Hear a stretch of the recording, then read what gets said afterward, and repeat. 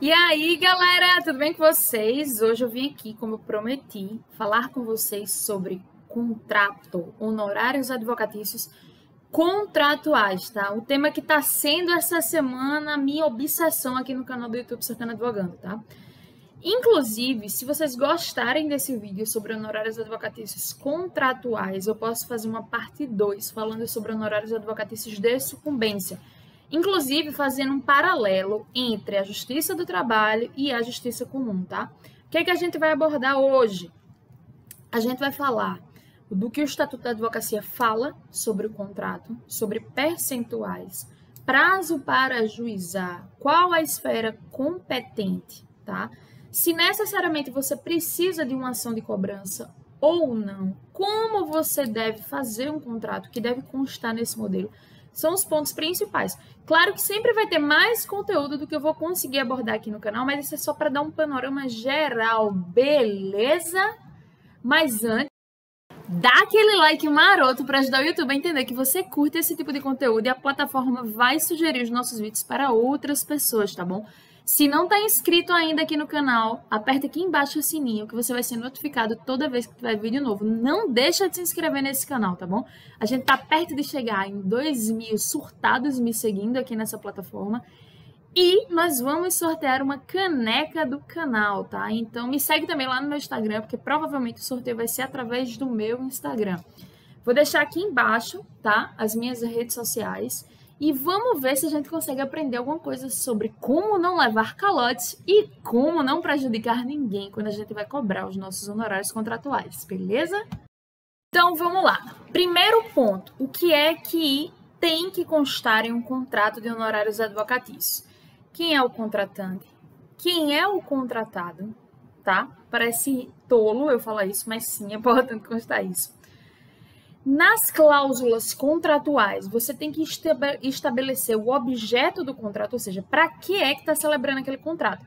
Inclusive, galera, isso é muito importante que eu estou falando com vocês, porque eu mesma já tive problemas em um processo porque o juiz entendeu que os contratos eram genéricos. Então, o que é muito importante? Você colocar que o contratante está contratando a parte contratada, que vai ser o advogado ou a sociedade de advogados, para propor o quê? Aí você vai estabelecer se é uma defesa, se é um requerimento administrativo, se é uma ação judicial. O contrato pode ser elaborado para prever mais de um tipo de serviço. Por exemplo, você pode colocar contratante contrata a parte contratada para apresentar requerimento de benefício administrativo perante o INSS, ficando também estipulada a obrigação do advogado de ingressar com a respectiva ação judicial em face do INSS, caso o benefício seja cessado. Isso é um dos exemplos, tá? Ou, por exemplo, vai contratar a sociedade de advogados para apresentar uma defesa na ação judicial número tal, que já está proposta, e também para propor uma reconvenção, ou para propor uma ação de indenização perante fulano de tal. Pode ser sim tudo no mesmo contrato, mas estipula o objeto do contrato e contra quem vai ser proposta a ação judicial que o advogado vai propor, beleza? Vamos às cláusulas contratuais, tá? Lá nas cláusulas contratuais, vocês vão estipular os valores que serão pagos e a forma de pagamento, tá? Então, assim, é muito importante, por exemplo, se você vai colocar honorários iniciais e finais, dividir essas cláusulas contratuais. Por exemplo, alguns escritórios de advocacia cobram pelo atendimento prévio no escritório. A grande maioria não cobra aqui no Nordeste, mas enfim. Então, você pode colocar assim, que a parte contratante pagará a parte contratada honorários iniciais no valor de tanto, entendeu? Da seguinte forma, aí você vai estipular a forma de pagamento. Sim, o valor dos honorários iniciais não existe óbice a isso, tá? Que eles sejam pagos apenas ao final da demanda em caso de êxito, que são as chamadas ações de risco. Nessas ações de risco, o normal é o advogado trabalhista, civil ou previdenciarista trabalhar com percentuais em cima do valor que o cliente vai ganhar, entendeu? Então, tipo, vou propor uma ação de benefício previdenciário, uma ação para receber um seguro DPVAT. Vai me pagar 15%, 20%, 30% em cima do que for ganho na ação, tá? inclusive vantagens acessórias, como, por exemplo, alvará para receber seguro-desemprego, alvará para sacar levantamento de depósitos fundiários. Não existe problema com relação a isso, tá? Mas nada impede que o advogado cobre um valor referente a honorários iniciais, pela propositura da demanda, pelos gastos que vai ter dentro do escritório preparando a ação, prestando consultoria e tal. Então, você pode sim estipular o pagamento de honorários iniciais e honorários finais, tá? E também pode colocar que o valor dos honorários iniciais também serão pagos tão somente em caso de êxito da ação, caso você ganhe o processo. Não tem nenhum problema com relação a isso. Beleza? Outra coisa, a forma de pagamento. É importantíssimo, tá, meus amores, que vocês prevejam lá no contrato a forma de pagamento. Mas aí você pergunta, mas Thaís, se eu vou receber só no final do processo, caso eu ganhe, eu posso colocar lá nesse contrato como ele vai me pagar, se ele só vai receber no final? Pode, você pode colocar assim, que a parte autoriza que a retenção dos honorários ora pactuados, iniciais e finais, sejam pagos diretamente ao advogado dentro do processo. Inclusive, porque eu tenho batido muito nessa tecla esses dias, inclusive lá nos vídeos que eu gravei aqui no canal, contando das tretas e dos perrengues por conta de honorários advocatícios. Lá na Lei 8.906 de 94, artigo 22, parágrafo 4º, a gente vai chegar lá, tá? Mais pra frente nesse vídeo, fala que o advogado pode sim, se ele juntar o contrato de honorários dentro do processo no qual ele trabalhou, no qual ele atuou, antes que seja expedido mandado de levantamento de valores, que é isso, alvará, RPV ou precatório. Se ele juntar, ele pode pedir a retenção dos honorários contratuais. Então, assim, não tem problema nenhum, tá? Você já prevê isso em contrato, mas é muito importante colocar isso no contrato. Outra coisa também, galera, que é importante, possibilidade de despesas acessórias. Vamos lá, o que é isso?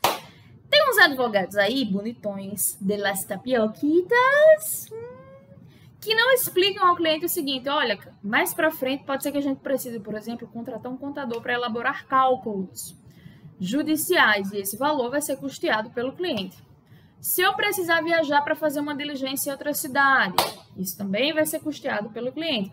Mas eles não explicam e não amarram esse contrato. O cliente vai ter a obrigação de pagar? Não, não tem obrigação nenhuma. Então, se você quer... se existe a possibilidade de que hajam esses gastos, preveja em contrato e explique ao cliente, tá bom? Então, é muito importante você abrir uma cláusula lá específica para isso. Outra coisa, vamos falar de rescisão de contrato, possibilidades de rescisão de contrato. Você vai colocar lá no contrato, abrir um tópico específico para falar da possibilidade de rescisão contratual, certo? Gente, o contrato, ele não pode onerar uma parte em detrimento da outra, tá? Porque senão um contrato desse pode ser anulado judicialmente, ele pode ser considerado um contrato abusivo ou um contrato adesivo. Então, é muito importante na elaboração do contrato você demonstrar boa fé, tá? Na elaboração desse negócio jurídico. O que é que eu estou querendo dizer? Eu não posso chegar e dizer, olha, só o advogado pode rescindir o contrato, o cliente não. Ou só o inverso. Tem que haver uma balança nas obrigações de ambas as partes, tá?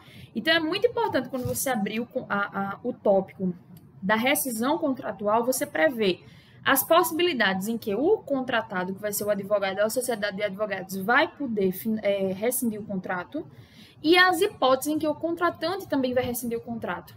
Por exemplo, caso o cliente preste informações falsas, caso o cliente não atenda às solicitações de fornecimento de informação e documento que o advogado prevê, caso o cliente habilite um outro advogado dentro do processo, caso ele atrase pagamentos, esse tipo de coisa.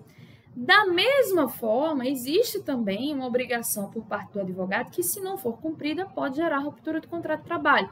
Por exemplo, se o advogado deixa de cumprir algum ato processual sem justificar ao cliente, tá? Inclusive, recentemente, deu uma maior treta aí, tá? Saiu uma decisão aí no STJ, se eu não me engano, de um advogado que foi condenado a indenizar um cliente porque não entrou com embargos na justiça e não apresentou qualquer justificativa para o cliente, entendeu?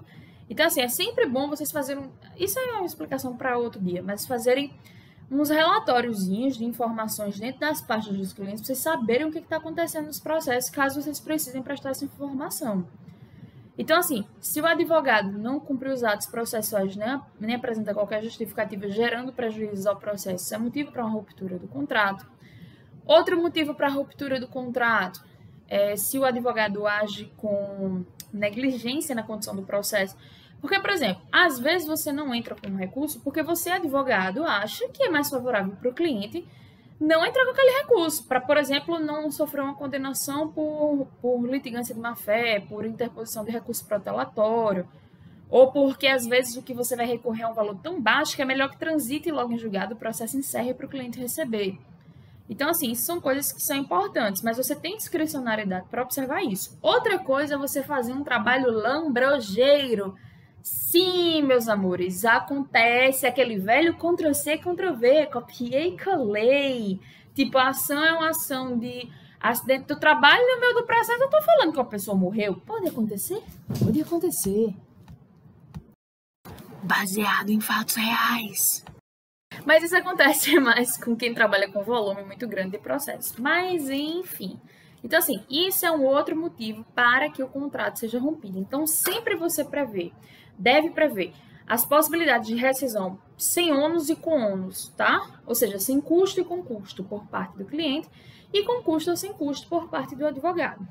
Outro ponto, em caso de renúncia ou desistência, qual é a diferença? O cliente chega, fecha o contrato com você, passa a documentação, você elabora a inicial, dá entrada na justiça, no meio do processo ele resolve desistir do processo.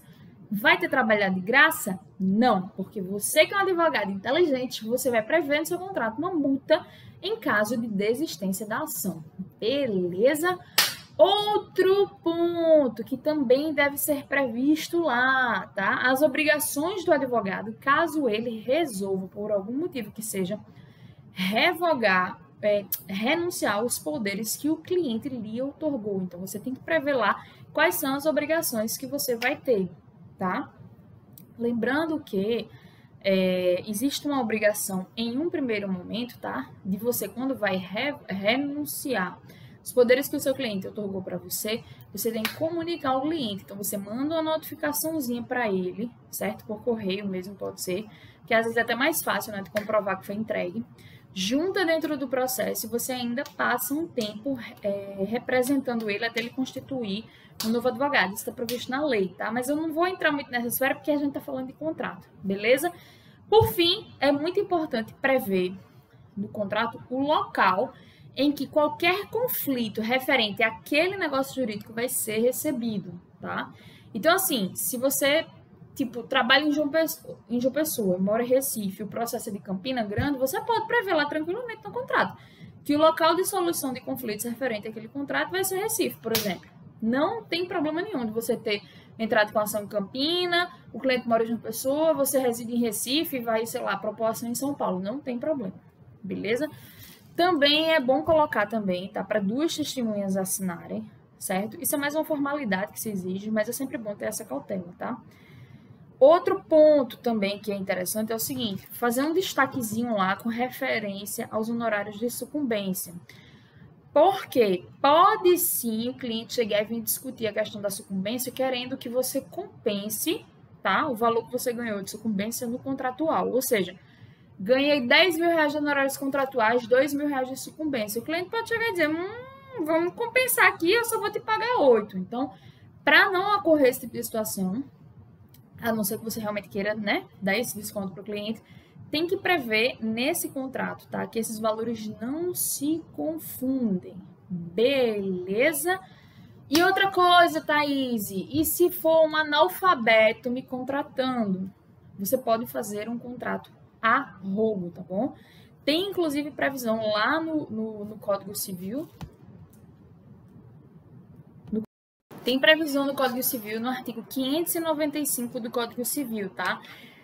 Lá, ele vai trazer a forma procedimental de celebração de um contrato por uma pessoa analfabeta. Então, como é que você, na prática, vai fazer? Você vai botar assim, Thaís Márcia Barreto Lima Costa, vírgula, brasileira, vírgula, desempregada, vírgula, analfabeta, vírgula, portadora da identidade tal, inscrita no CPF número tal, residente e domiciliada no endereço tal, vem por meio desta arrogo,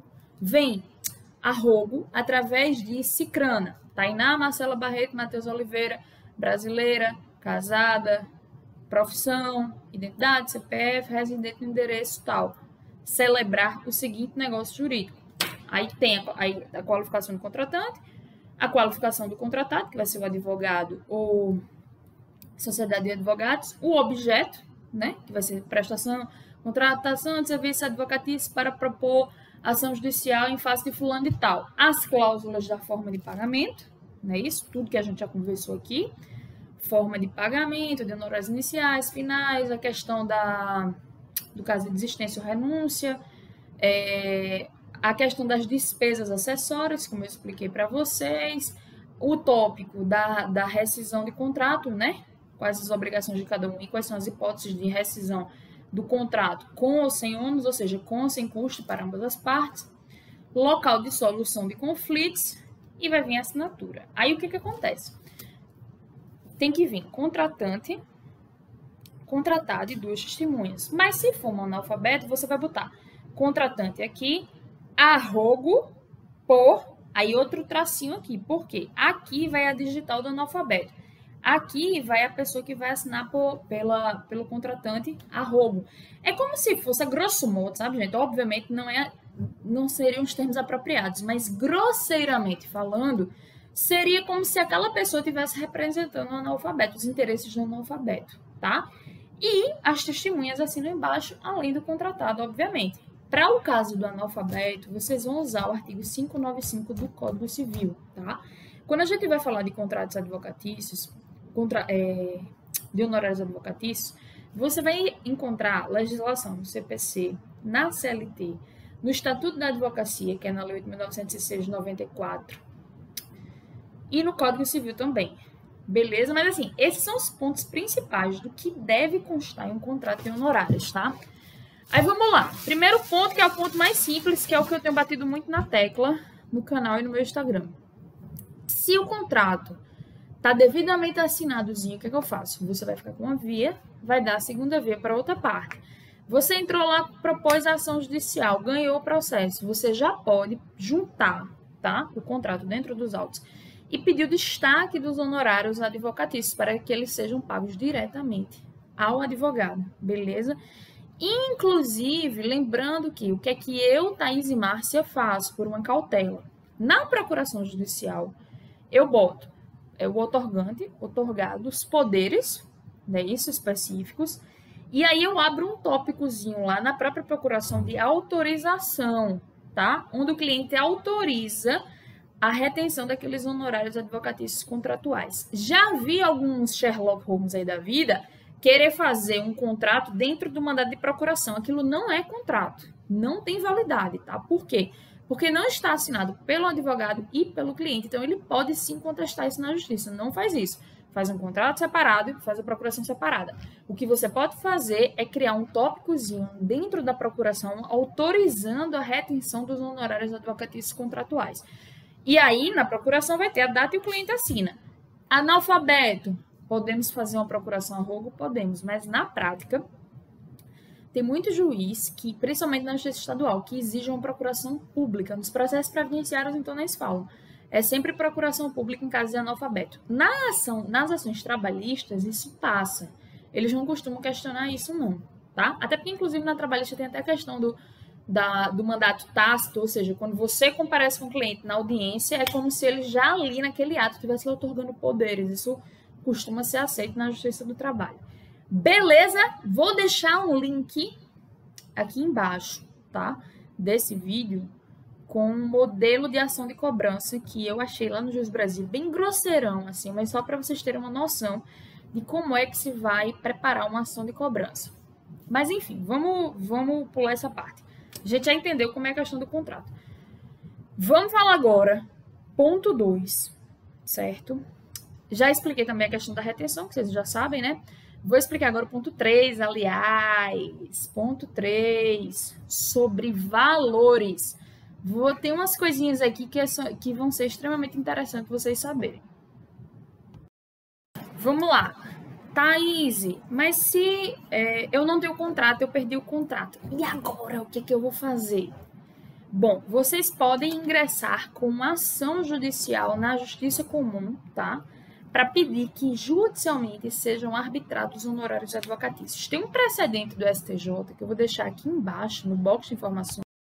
Tem um precedente que eu vou deixar no box de informações aqui embaixo, do STJ e outro do STF, que estabelecem, inclusive são decisões até recentes, que estabelecem que a competência para a ação de cobrança de honorários advocatícios vai ser da Justiça Comum. Inclusive, tem até uma súmula do STJ, que é 363, que fala que a cobrança de honorário de profissionais liberais, a competência vai ser da Justiça Comum, beleza? Aí tá, então vocês já sabem onde é que vai propor a ação de cobrança. Ponto número 2. Qual o prazo que eu tenho? Isso vai estar lá previsto no artigo 25 da Lei 8.906 de 94, no Estatuto da Advocacia. Mas aí, é interessante vocês observarem o seguinte. Ele traz algumas diferenças de entendimento com relação a esse prazo. O prazo vai ser de 5 anos. Mas aí, o que acontece? Deixa eu só abrir aqui a lei, por isso que eu não estou olhando para vocês. A lei ela vai dizer o seguinte, tá, gente? Que prescreve em 5 anos a contar do vencimento do contrato, se o contrato tiver prazo de validade. Os contratos advocatícios de honorários, quando se trata de uma ação de risco, eles não trazem essa previsão. Até porque você só vai cobrar no final se ganhar. Então, se o processo passar 12 anos rolando, é 12 anos sem o advogado pegar em dinheiro. Do trânsito em julgado, da decisão que fixar esses honorários, tá? Do último serviço extrajudicial praticado, da desistência ou transação, da renúncia ou revogação de mandato, certo? O que é que acontece? Por exemplo, eu atuei no processo, no meio do processo, eu resolvi largar o processo porque o meu cliente contratou outro advogado que se habilitou. Aí tem uns advogados que acham que tem que esperar até o final do processo para poder ele chegar e cobrar o dinheiro dele, o valor dos honorários dele. E isso é um problema, porque pode acabar prescrevendo o direito do advogado de cobrar esses honorários advocatícios por conta do artigo 25, que ele vai dizer o seguinte, que é até 5 anos a contar da renúncia ou revogação do mandato. Então, é muito importante vocês prestarem atenção nisso. Tem um outro precedente do STJ que eu também vou deixar linkado aqui embaixo no box de informações, a descrição. Então, lê, tá? O precedente ele é de 2018, é o segundo precedente do STJ que eu vou deixar aqui embaixo. Ele vai dizer o seguinte, que esse prazo de 5 anos ele vai se contar, tá? A partir do último ato praticado no processo ou da revogação do mandato, que ocorrer primeiro, tá? Então, assim, se você larga o processo no meio e o processo continua rolando, infelizmente já tem que propor ação de cobrança, para não correr o risco de prescrever, tá? Outro ponto importante que pode ser discutido, a pessoa chega e diz assim, não, mas eu não tenho um contrato de honorários, como é que eu provo que eu fui contratado para ingressar com aquela ação judicial? Gente, esse mesmo precedente do STJ vai dizer o seguinte, olha só o que ele fala. Ele faz uma interpretação do artigo 658 do Código Civil, tá?